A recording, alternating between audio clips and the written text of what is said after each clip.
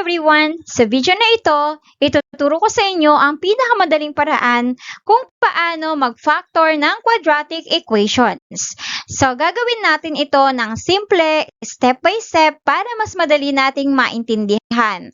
Narito ang iba't ibang quadratic equations at ifo-factor natin sila isa-isa. So, narito ang unang quadratic equation na ipo-factor natin. X squared plus 8x plus 15. Since ang highest exponent natin or ang degree natin ay 2, magkakaroon tayo ng dalawang factor. Isusulat na agad natin ang dalawang open and close parenthesis.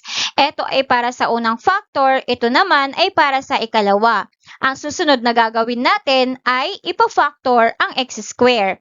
Ang factor ng x squared ay x times x. X times x is x squared. Next naman nating ipo-factor ay yung last term, which is 15. Ano ba ang possible factor ng 15? Ang factor ng 15 ay 3 times 5. So, 3 times 5 equals 15. So, ang nakuha nating factor dito sa 15 ay isusulat na natin doon sa dalawang hinanda nating factor. Okay, so dito ang 3, dito ang 5. Okay, ang next step na gagawin natin ay titingnan yung sign ng last term. Ang sign ng last term natin ay positive. So, malamang ang magiging factor natin ay same ang sign. It's either parehong positive or parehong negative. Okay, since puro positive naman ito, and so possible na ang dalawang factor natin ay parehong positive. So, ngayon naman, i-check natin kung tama ba yung sagot natin. Okay? So, x times x is x squared. 3 times 5 is positive 15. Okay? I-check natin ang middle term kung ito ay tama. Okay, para i-check, i-multiply lang natin ang 3 times x. 3 times x equals 3x. And x times 5 equals 5x. And then, pag inad natin itong dalawa, 3x plus 5x equals 8x. Ang middle term natin ay positive 8x at ang nakuha natin dito sa checking ay positive 8x. So, ibig sabihin, nag-match ang result natin dito sa checking at saka doon sa middle term. Ibig sabihin, ang factor na x plus 3 and x plus 5 ay correct. So, narito ang pangalawang quadratic equation natin. We have x squared minus 8x plus 15 equals 0. Since ang exponent or ang highest exponent natin ay 2 or ang degree ay 2, magkakaroon tayo ng dalawang factors. Isusulat na agad natin ang dalawang open and close parentheses.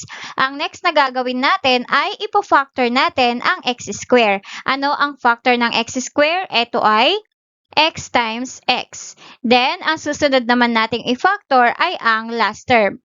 Ang last term natin ay 15. So, ano ba yung factor ng 15? Ang factor ng 15 ay 3 and 5. So, 3 times 5 equals 15. So, isusulat na natin ang 3 and 5 sa ating factor. So, we have 3 and 5.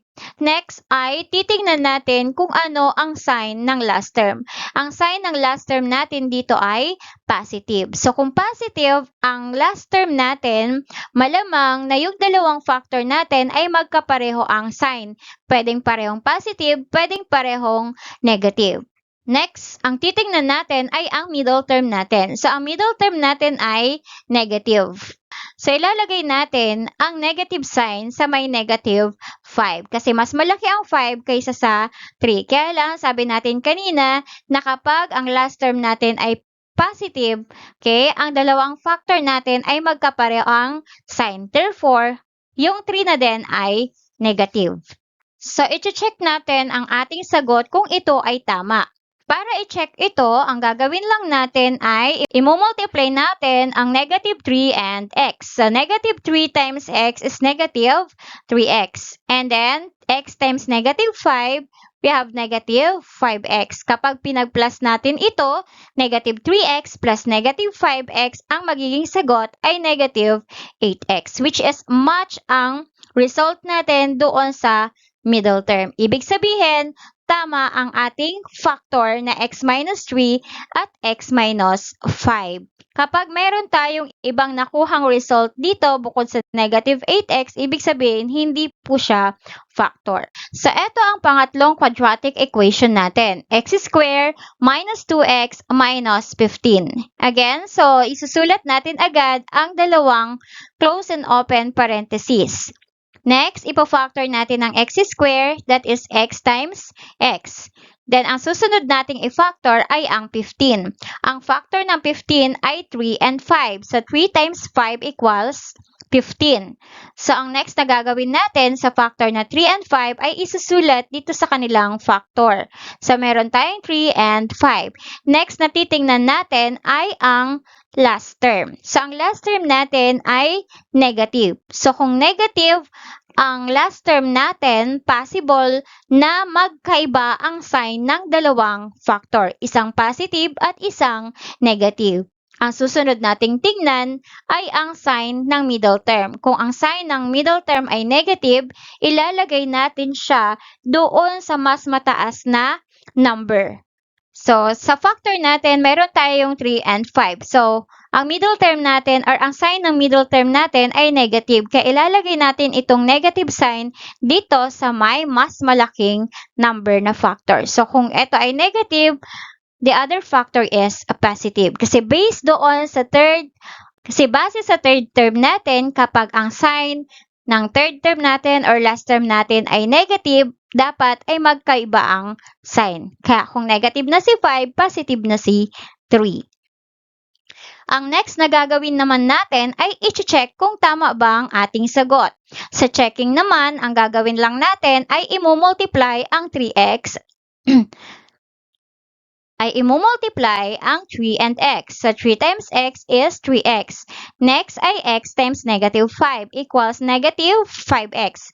Pag pinag-add natin, ang magiging result ay positive 3 plus negative 5 ay negative 2x, which is match doon sa ating middle term.